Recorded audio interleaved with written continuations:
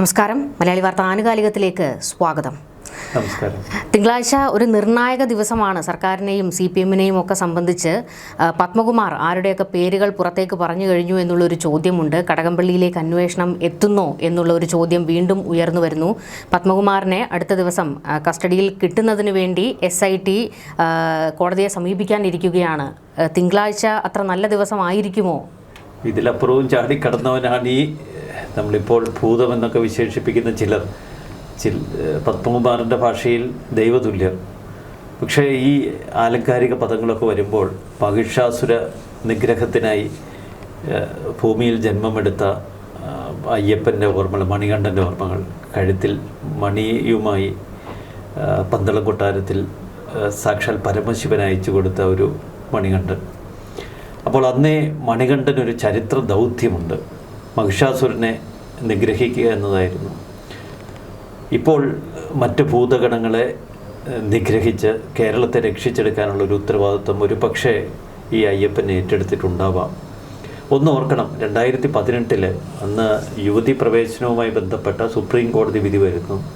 അന്ന് കേരള സർക്കാർ CPM-ൻ്റെ നേതൃത്വത്തിൽ ഒരു ലഘുലേഖ പുറത്തിറക്കി. 60 പേജുള്ള ഒരു ലഘുലേഖയാണ്. എന്തുകൊണ്ട് യുവതി പ്രവേശനം സാധ്യമാക്കണം, എല്ലാ സ്ത്രീകൾക്കും തുല്യ അവകാശമുണ്ട് ക്ഷേത്രങ്ങളിൽ എന്നൊക്കെ വളരെ വിശദമായി പ്രതിപാദിക്കുന്ന ഒരു ലഘുലേഖ കേരളത്തിലെ വീടുകളിലൊക്കെ അവർ അന്ന് വിതരണം ചെയ്തിരുന്നു. ആ ലഘുലേഖയ്ക്കപ്പുറം അന്ന് അയ്യപ്പൻ്റെ വിശ്വാസത്തെയാണ് അവർ വെല്ലുവിളിച്ചത്. CPM ഇവിടെ നവോത്ഥാനം നടപ്പിലാക്കുന്നു, സ്ത്രീ പ്രവേശനത്തിന് അയ്യപ്പ സന്നിധിയിൽ അവസരമൊരുക്കണമെന്നൊക്കെ പറഞ്ഞ് അവർ വാദിച്ചത് നവോത്ഥാനത്തിൻ്റെ പേരില്ല. പക്ഷെ പിന്നീട് സുപ്രീം കോടതി പോലും അത് തിരുത്തുന്ന കാഴ്ച നമ്മൾ കണ്ടു. ഒരു വിശ്വാസത്തെയാണ് ചോദ്യം ചെയ്തത്. അതേ കാലഘട്ടത്തിൽ 2019 ശബരിമലയിൽ നിന്ന് വലിയ തോതിൽ സ്വർണ്ണക്കൊള്ള നടന്നത്. നമ്മളിപ്പോൾ തിരിഞ്ഞു നോക്കുമ്പോൾ 2019, 2020 ആ കാലഘട്ടത്തിൽ കേരളം ഏറ്റവും അധികം ചർച്ച ചെയ്തത് ഒരു സ്വർണ്ണക്കൊള്ളയെക്കുറിച്ചാണ്, മറ്റൊരു സ്വർണ്ണക്കൊള്ളയെക്കുറിച്ച്. UAE കോൺസുലേറ്റിൽ നിന്ന് സ്വർണം കൊള്ള അടിച്ച, അനധികൃത മാർഗങ്ങളിലൂടെ സ്വർണം കള്ളക്കടത്ത് നടത്തിയ ഒരു സംഘത്തെ പിടികൂടിയപ്പോൾ ഒരറ്റത്ത് മുഖ്യമന്ത്രിയുടെ ഓഫീസ്, പിണറായിക്കെതിരെ ആരോപണങ്ങൾ. അന്ന് നമ്മൾ ധരിച്ചില്ല ഇതിലൊരു അയ്യപ്പൻ്റെ ഇടപെടലുണ്ടെന്ന്. അതൊരു ഓർമ്മപ്പെടുത്തലായിരുന്നു. ശബരിമലയിലെ സന്നിധാനത്ത് നിന്ന് സ്വർണം കൊള്ളയടിച്ചതിൻ്റെ ഒരു ഓർമ്മപ്പെടുത്തലായിരുന്നത്. ഇപ്പോൾ കടകംപള്ളി സുരേന്ദ്രൻ അടക്കം വലിയ പത്മവ്യൂഹത്തിൽ അകപ്പെട്ട് നിൽക്കുന്നതിൻ്റെ ഒരൊറ്റ കാരണമേ ഉള്ളൂ, അയ്യപ്പ സന്നിധിയിൽ നിന്നാണ് കൊള്ളയടിച്ചത്. ഈ അയ്യപ്പൻ്റെ ഒരു പിറവി, അതിന് പിന്നിലുള്ള നമ്മൾ ആ വിശ്വാസത്തിൻ്റെ ഒരു സംഹിത പരിശോധിക്കുമ്പോൾ, പൗരാണിക സംഹിത പരിശോധിക്കുമ്പോൾ അയ്യപ്പൻ്റെ പിറവിക്ക് പിന്നിൽ, മണികണ്ഠൻ്റെ പിറവിക്ക് പിന്നിൽ എല്ലാം ശാപങ്ങൾ, ശാപമോക്ഷത്തിന് വേണ്ടിയുള്ള തുടർ ശ്രമങ്ങൾ, ശാപത്തിൻ്റെ പേരിലുള്ള നിഗ്രഹങ്ങൾ, ഇത് നമുക്ക് കാണാൻ കഴിയും. മഹിഷാസുരൻ ജന്മമെടുക്കുമ്പോൾ മഹിഷി മറ്റൊരു ശാപത്തിൻ്റെ അടയാളമായിരുന്നു. അതൊരു എരുമയുടെ രൂപത്തിൽ. ആ എരുമയെ നിഗ്രഹിച്ചുകൊണ്ട് ആ സ്ഥലത്തിനാണ് പിന്നീട് എരുമേലി എന്ന പേര് വന്നത്. പിന്നീട് മാളികപ്പുറത്തമ്മയാകുന്നു. ചുരുക്കത്തിൽ ശബരിമല വിശ്വാസവുമായി ബന്ധപ്പെട്ട ഓരോ ഘടകങ്ങളിലും വലിയ ശാപത്തിൻ്റെ ഒരു അധ്യായം കൂടിയുണ്ട്. അതുകൂടി നമുക്ക് കാണാതെ പോയിക്കൂടാ. ഇവിടെയാണ് പത്മകുമാർ അകപ്പെട്ട ഏറ്റവും വലിയ ആ വിഷമവൃത്തം നമ്മൾ തിരിച്ചറിയാൻ. പത്മകുമാറിന് ഇവിടെ നിന്ന് രക്ഷപ്പെടാൻ കഴിയില്ല. കാരണം പത്മകുമാർ ഒരിക്കൽ ഇതേ സ്വർണ്ണപ്പാളികളിൽ കിടന്നുറങ്ങാൻ ആഗ്രഹിച്ചയാളാണ്. അന്ന് ഉണ്ണികൃഷ്ണൻ പോറ്റി അവിടെ നിന്ന് അപഹരിച്ചു കൊണ്ടുവന്ന സ്വർണ്ണപ്പാളിയിൽ ഇതേ പത്മകുമാർ കിടന്നുറങ്ങിയിട്ടുണ്ടോ എന്ന് നമുക്കറിയില്ല. കാരണം ഈ പത്മകുമാറും ഉണ്ണികൃഷ്ണൻ പോറ്റിയും അടക്കം വിദേശ രാജ്യങ്ങളിലേക്കൊക്കെ സന്ദർശനം നടത്തിയിരിക്കുന്നു. ശബരിമലയിലെ അമൂല്യ വസ്തുക്കൾ വിൽക്കുന്നതാവാം അവരുടെ ലക്ഷ്യം. പത്മകുമാറിന് ശബരിമലയെക്കുറിച്ച് വളരെ വ്യക്തമായി അറിവുള്ള ഒരാളാണ്. അദ്ദേഹത്തിൻ്റെ അച്ഛൻ അച്യുതൻ നായർ, ഈ പത്മകുമാറിൻ്റെ അച്ഛൻ വർഷങ്ങളായി അവിടെ തേങ്ങ കരാറുകൾ ഏറ്റെടുത്തിരുന്നയാളാണ്. വർഷങ്ങളായി ശബരിമലയുടെ ഒരു നടത്തിപ്പുകാരനെ പോലെ ആ മേഖലയിൽ ഉണ്ടായിരുന്നയാളാണ്. അപ്പോൾ പത്മകുമാറിന് ശബരിമലയുമായി ബന്ധപ്പെട്ട എല്ലാ വിശ്വാസ സംഹിതയും അറിവുള്ളയാളാണ്. അവിടെയുള്ള അമൂല്യ വസ്തുക്കളെക്കുറിച്ചുള്ള കൃത്യമായ ധാരണയുള്ളയാളാണ്. പത്തനംതിട്ട ജില്ലക്കാരനാണ്. പത്തനംതിട്ട CPM-ൻ്റെ ഒരു വലിയ നേതാവായിട്ട് നിൽക്കുന്നു. അപ്പോൾ ദേവസ്വം ബോർഡിൻ്റെ ഉന്നത സ്ഥാനത്തിരിക്കുന്ന പത്മകുമാർ ഈ ചെയ്തികൾ 2019 നടത്തിയതെങ്കിലും 6 വർഷങ്ങൾ കഴിഞ്ഞപ്പോൾ അയ്യപ്പശാപം ഏൽക്കേണ്ടി വരുന്നു. അന്ന് സ്വർണ്ണപ്പാളിയിൽ കിടന്ന എ പത്മകുമാർ ഇപ്പോൾ സബ് ജയിലിലെ മറ്റ് തടവുകാർക്കൊപ്പം നിലത്ത് കിടക്കുകയാണ്. എൻ വാസു ഹൃദ്രോഗമൊക്കെ അഭിനയിച്ച് ജഡ്ജിയുടെ മുന്നിൽ പറഞ്ഞ് പൂജപ്പുര സെൻട്രൽ ജയിലിലേക്ക് മാറ്റി. ഒരു കട്ടിലും ഫാനും ഒക്കെ ഉണ്ട്, അത്യാവശ്യം കുഴപ്പമില്ലാതെ ഇവിടെ ജീവിക്കുന്നുണ്ട്. പക്ഷേ പത്മകുമാറിൻ്റെ അവസ്ഥ, ഒരു മുൻ MLA ആണ്, എന്നിട്ട് പോലും പത്മകുമാറിനെ പെട്ടെന്ന് തന്നെ പൂജപ്പുര ജയിലിലേക്ക് മാറ്റാൻ സർക്കാരും ഭയപ്പെട്ടു. വലിയ വിമർശനങ്ങൾ ഉണ്ടാകുമെന്ന ഭയമാണ്.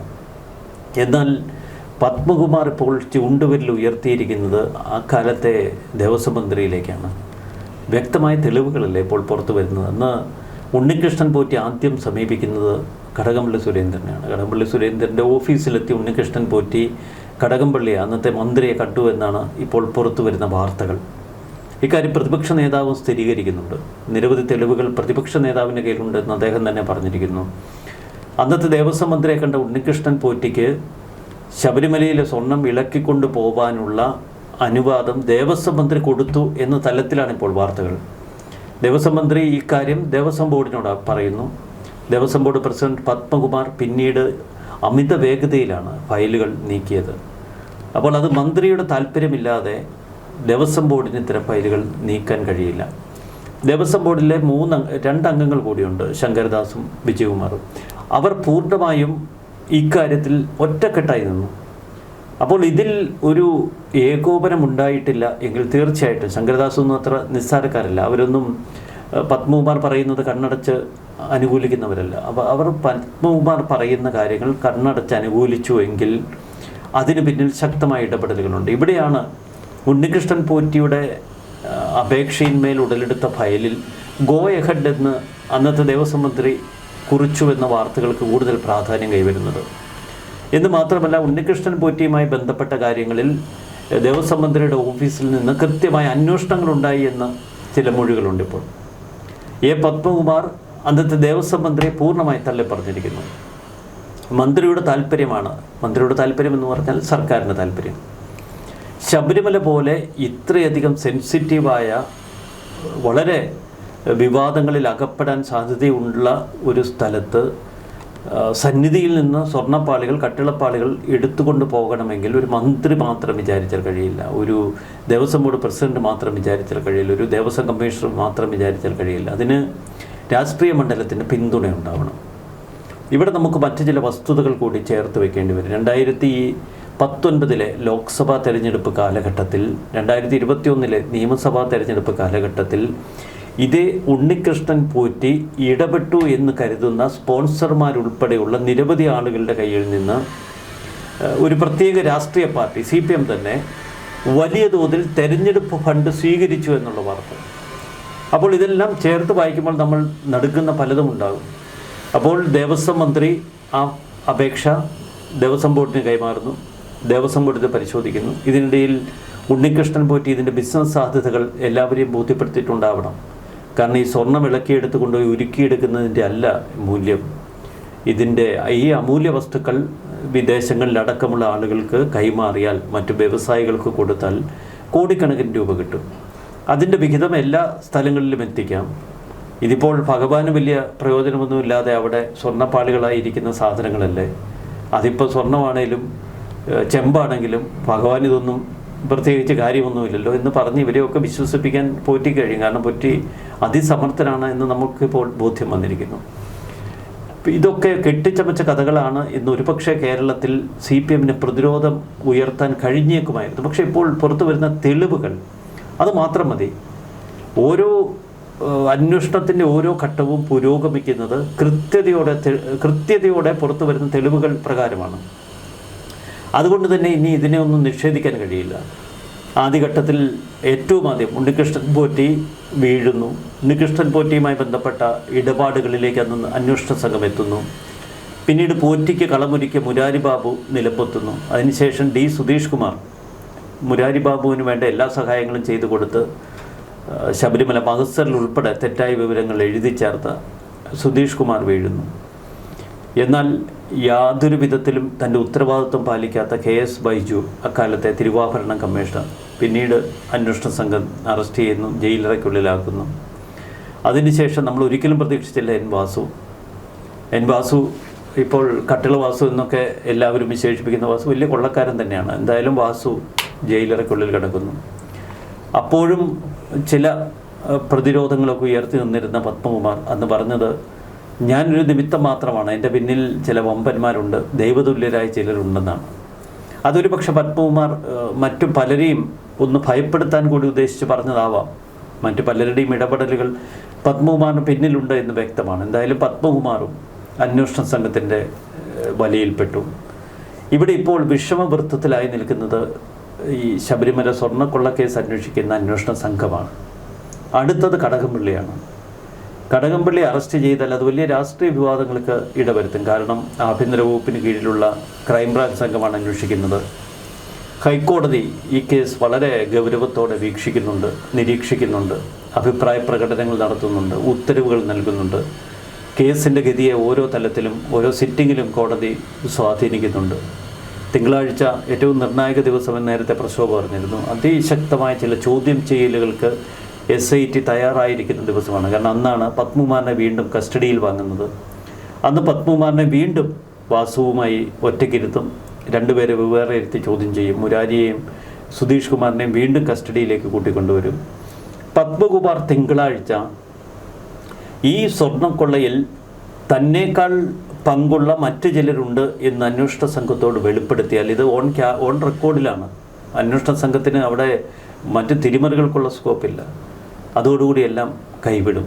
കാരണം ഹൈക്കോടതിയുടെ ഇടപെടലുണ്ട്. എന്തുകൊണ്ട് കടകംപള്ളിയെ നിങ്ങൾ ചോദ്യം ചെയ്യുന്നില്ല? എന്തുകൊണ്ട് കടകംപള്ളിയെ അറസ്റ്റ് ചെയ്യുന്നില്ല? ഈ ചോദ്യത്തിന് അന്വേഷണ സംഘത്തെക്കാൾ വിറപൂണ്ട് വല്ലാത്ത അവസ്ഥയിലെത്തുന്നത് കേരളത്തിലെ CPM LDF ഒക്കെ ആവും. കാരണം തദ്ദേശ ഭരണ തെരഞ്ഞെടുപ്പ് തൊട്ട് മുന്നിൽ നിൽക്കുന്നു. അതിനിടയിൽ ചില നമ്പറുകളൊക്കെ ഒരുക്കുന്നുണ്ട്. എങ്കിലും കടകംപള്ളിയെ വരിഞ്ഞ് നിൽക്കുന്ന അന്വേഷണ സംഘത്തെയാണ് നമുക്ക് കാണാൻ കഴിയുന്നത്. ഇവിടെ പത്മകുമാർ അറസ്റ്റിലാകുന്ന ദിവസം പിന്നീട് ചില മാധ്യമങ്ങളിൽ വന്ന ഒരു വാർത്തയുണ്ട്. അതായത് ശബരിമല കൊള്ളയിലെ സൂത്രധാരൻ അറസ്റ്റിലായി എന്നുള്ള തരത്തിൽ, അതായത് പത്മകുമാർ സൂത്രധാരനാണ് എന്നുള്ള തരത്തിലേക്ക് അതിനെ വ്യാഖ്യാനിക്കണം എന്നുള്ള ഒരു നീക്കം എവിടെയോ ശക്തമായതുപോലെ കഴിഞ്ഞ ദിവസം രാഹുൽ ഈശ്വർ ഒരു പ്രതികരണം നടത്തിയിരുന്നു. രാഹുൽ ഈശ്വർ പറഞ്ഞത് പത്മകുമാറിനെ ന്യായീകരിച്ച് സംസാരിക്കുന്നതല്ല, പക്ഷേ ശബരിമലയിൽ സ്ത്രീ പ്രവേശന സമയത്ത് അവിടെ എന്നെ പോലെയുള്ള ഭക്തർക്ക് പ്രതിഷേധം നടത്തുന്നതിന് അനുമതി നൽകിയത്, ഞങ്ങളെ അവിടേക്ക് എത്തിച്ചതിൽ പ്രധാനി പത്മകുമാർ സാറായിരുന്നു. അദ്ദേഹം അന്ന് ഞങ്ങളോട് പറഞ്ഞൊരു കാര്യമുണ്ട്, നിങ്ങളുടെ പ്രതിഷേധ സമരത്തിന് എൻ്റെ 1 മാസത്തെ ശമ്പളം പോലും തരാൻ ഞാൻ തയ്യാറാണ് എന്ന് പറഞ്ഞ ഒരാളാണ്. അപ്പോൾ അദ്ദേഹം മാത്രമാണോ ഇതിന് പിന്നിലുള്ളത് എന്നുള്ളത് സംശയിക്കേണ്ടിയിരിക്കുന്നു. മറ്റു പലരുടെ പേരുകൾ ഉണ്ടെങ്കിൽ അത് പത്മകുമാർ സാർ പറയാൻ തയ്യാറാകണമെന്നുള്ളത്. പിന്നെ എങ്ങനെയാണ് ഈ സൂത്രധാരൻ പത്മകുമാർ ആണ് എന്നുള്ള ഒരു ലേബൽ ഉണ്ടാക്കിയെടുക്കാൻ ശ്രമം നടന്നത്? 2018 പത്മകുമാർ ശബരിമല ഉൾപ്പെടുന്ന ദേവസ്വം ബോർഡിൻ്റെ അധ്യക്ഷനായി വരുന്ന ഒരു കാലഘട്ടമുണ്ട്. അതിന് തൊട്ട് മുമ്പ് പ്രയാർ ഗോപാലകൃഷ്ണനായിരുന്നു. രാഷ്ട്രീയമായി പ്രയാർ ഗോപാലകൃഷ്ണൻ വ്യത്യസ്ത ചേരിയിൽ നിൽക്കുന്നയാളാണ്. പ്രയാറിനെ എങ്ങനെയും തെറിപ്പിക്കാൻ പിണറായി എന്ന് ചില ബുദ്ധി ആലോചിച്ചു. അതിൻ്റെ ഭാഗമായി ഈ ദേവസ്വം ബോർഡ് പ്രസിഡന്റിൻ്റെ കാലാവധി വെട്ടിക്കുറയ്ക്കുന്നത് ഉൾപ്പെടെയുള്ള ചില ബില്ലുകൾ കൊണ്ടുവന്നു. അങ്ങനെയാണ് പ്രയാറിനെ മാറ്റി പത്മകുമാറിനെ ആ സ്ഥാനത്തിരുത്തുന്നത്. അത് പത്മകുമാറിനെ സംബന്ധിച്ച് വലിയൊരു അംഗീകാരമാണ്. ദേവസ്വം ബോർഡ് പ്രസിഡന്റ് ആകുക എന്ന് പറഞ്ഞാൽ വലിയൊരു സ്ഥാനമാണ്. ആ സ്ഥാനം നിലനിർത്താൻ എന്ത് വിട്ടുവീഴ്ചയ്ക്ക് പത്മകുമാർ സന്നദ്ധനാവും എന്നുറപ്പാണ്. പത്മകുമാറിനെ സംബന്ധിച്ച് നമുക്ക് കൊള്ള എന്നൊക്കെ ആരോപിക്കാമെങ്കിലും പത്മകുമാർ ഇത്ര വലിയൊരു കൊള്ളക്കാരനാണോ എന്ന് പലപ്പോഴും ഈ രാഹുൽ ഈശ്വറിൻ്റെ ഉൾപ്പെടെയുള്ള വർത്തമാനങ്ങൾ കേൾക്കുമ്പോൾ നമുക്ക് സംശയം തോന്നും. മറ്റു ചിലരൊക്കെ പത്മകുമാറിനെ കുറിച്ച് പോസിറ്റീവായി പറയാറുണ്ട് ഈ അയ്യപ്പ ഭക്തിയുടെ കാര്യത്തിൽ. എങ്കിൽ പത്മകുമാർ പറഞ്ഞതുപോലെ എനിക്ക് പിന്നിലുള്ള വമ്പൻ, അയാളുടെ ഒരു കയ്യാളായി പത്മകുമാർ മാറിയതാവാം. പക്ഷെ പത്മകുമാറിൻ്റെ വലിയ തെറ്റുപറ്റി, അക്കാര്യം നമുക്ക് നിഷേധിക്കുക വയ്യ. പത്മകുമാർ ഉണ്ണികൃഷ്ണൻ പോറ്റിയുമായി വലിയ ബന്ധത്തിലേക്ക് കടന്നു. പോറ്റിയെ തൻ്റെ വീട്ടിലേക്ക് കൂട്ടിക്കൊണ്ടുവന്നു. പോറ്റിയും പത്മകുമാറും തമ്മിൽ ഭൂമി ഇടപാടുകൾ, സാമ്പത്തിക ഇടപാടുകൾ. ഒരു പോറ്റിയുമായിട്ട് എന്തിനാണ് ഇത്രയധികം ബന്ധം? പിന്നീട് ഈ പോറ്റിക്ക് ശബരിമല ഗസ്റ്റ് ഹൗസിൽ വലിയ സൗകര്യങ്ങൾ ഒരുക്കി കൊടുക്കുന്നു. പ്രസിഡന്റ് മുറി തന്നെ തുറന്നു കൊടുക്കുന്നു. അവിടെ പോറ്റിയും സംഘവും പതിവായി ശബരിമല ഗസ്റ്റ് ഹൗസിൽ വലിയ സ്വാധീനത്തിൽ കഴിയുന്നു. അപ്പോൾ പോറ്റിയെ മറ്റൊരു തലത്തിലേക്ക് വളർത്തിവിട്ടത് പത്മകുമാർ തന്നെയാണ്. അപ്പോൾ പോറ്റിക്ക് പിന്നിൽ മറ്റ് ചില ശക്തികൾ ഉണ്ടാവണം. ഒരുപക്ഷെ പത്മകുമാർ എന്തിനാണ് പിന്നീട് പോറ്റിയിലേക്ക് എടുത്തത്? ഈ സ്വർണം കട്ടുകൊണ്ട് പോകാൻ വേണ്ടി മാത്രമാണോ, അതോ പോറ്റിയുടെ സ്വാധീനം ഉപയോഗിച്ച് തൻ്റെ കൂടി കസേര ഉറപ്പിച്ച് നിർത്താനാണോ എന്ന് നമുക്കറിയില്ല. ഈ പോറ്റിക്ക് ഇനി സാക്ഷാൽ മന്ത്രിയുമായി വലിയ അടുപ്പമുണ്ടെങ്കിൽ ആ വഴിക്കും നമുക്ക് ചിന്തിക്കാവുന്നതാണ്. ചുരുക്കത്തിൽ പത്മകുമാർ അവിടെ വീണു എന്നത് വാസ്തവമാണ്. എന്തായാലും 2019 നടന്ന സ്വർണ്ണക്കൊള്ള, ഒരു വശത്ത് ശബരിമലയിൽ സ്വർണ്ണക്കൊള്ള നടക്കുമ്പോൾ മറുവശത്ത് തിരുവനന്തപുരം എയർപോർട്ടിലെ സ്വർണ്ണക്കൊള്ളയുടെ വാർത്തകൾ വലിയ വിവാദമായി വളരുന്നു. അപ്പോൾ ഇതെല്ലാം അയ്യപ്പൻ്റെ ഇടപെടൽ തന്നെയാണ് എന്ന് വിശ്വസിക്കേണ്ടി വരും. ശാപം അത് ഏൽക്കാതെ ഇവർക്കാർക്കും കടന്നു പോകാൻ കഴിയില്ല. അത് ഭക്തരെ വെല്ലുവിളിച്ച എൻ വാസുവിൻ്റെ ഇപ്പോഴത്തെ അവസ്ഥ, കേരളത്തിലെ അയ്യപ്പ ഭക്തർ മുഴുവൻ കള്ളൻ കള്ളൻ എന്ന് വിളിക്കുന്ന ഒരു ഗതികേടിലെത്തിയില്ലേ? അതേ അവസ്ഥയല്ലേ, അതിനേക്കാൾ പരിതാപകരമായ അവസ്ഥയല്ലേ പത്മകുമാറിന്? പത്തനംതിട്ടയിലെ CPM-ൻ്റെ വലിയ നേതാവായി 34-ാമത്തെ വയസ്സിൽ MLA ആയി ഭാവി മന്ത്രി എന്നൊക്കെ വിശേഷിപ്പിച്ച് വലിയ രാജകീയ വാഴ്ചയിൽ കഴിഞ്ഞ പത്മകുമാറിൻ്റെ വീഴ്ച നമ്മൾ ചിന്തിക്കുന്നതിലും അപ്പുറമാണ്. അപ്പം ഇത്രയധികം വീഴ്ചകൾ സംഭവിച്ചു എങ്കിൽ ഇതിൻ്റെ അടിസ്ഥാന കാരണക്കാരനായ ദൈവതുല്യൻ അയാൾ കൂടി വീഴും. ആ വീഴ്ച ഇതിനേക്കാളൊക്കെ ഭയാനകമായിരിക്കും. കാരണം എല്ലാ തെളിവുകളും നിരത്തിയാവും അന്വേഷണ സംഘം ആ വ്യക്തിയെ ചോദ്യം ചെയ്യുന്നത് അയാളുടെ വീഴ്ചയും. ഇവിടെ പത്മകുമാർ തന്നെ മുൻപ് പറഞ്ഞ ഒരു ഡയലോഗ് എടുക്കുകയാണെങ്കിൽ, അതായത് ദൈവതുല്യർ എന്ന് പറഞ്ഞിരുന്നു. അതിനു മുൻപ് പത്മകുമാർ തന്ത്രി കുടുംബത്തിലേക്ക് വിരൽ ചൂണ്ടി ഒരു പ്രസ്താവന നടത്തിയിരുന്നു. പോറ്റിയെ ശബരിമലയിലേക്ക് കൊണ്ടുവരുന്നത് 2007-ലാണ്. അതിന് പിന്നിൽ പ്രവർത്തിച്ചിരുന്നവർ ആരൊക്കെയാണ് എന്നുള്ള. ഈ ദൈവതുല്യർ എന്ന് പറയുമ്പോൾ പോറ്റിമാരെയും സാധാരണ നമ്മൾ ദൈവതുല്യരായിട്ട് കാണാറുണ്ടല്ലോ. എന്തുകൊണ്ട് ഈ തന്ത്രി കുടുംബത്തിലേക്ക് ഒരു അന്വേഷണം പോകുന്നില്ല എന്നൊരു ചോദ്യമുനയായിരുന്നു അന്ന് പത്മകുമാർ ഉയർത്തിവിട്ടത്. ആ ഒരു രീതിക്ക് അന്വേഷണം പോകാത്തത് എന്തുകൊണ്ടാണ്? ഇവരെ തന്നെ കേന്ദ്രീകരിച്ച് അന്വേഷണം ശക്തമാകുന്നതിന് പിന്നിൽ അല്ല, ഇത്തരമൊരു കൊള്ള നടക്കണമെങ്കിൽ അതിന് രാഷ്ട്രീയ മണ്ഡലത്തിൻ്റെ ഒരു സുരക്ഷ വേണം. ഇല്ലാതെ ഒരു കൊള്ളക്കാർക്ക് അവിടെ വിഹരിക്കാൻ കഴിയില്ല.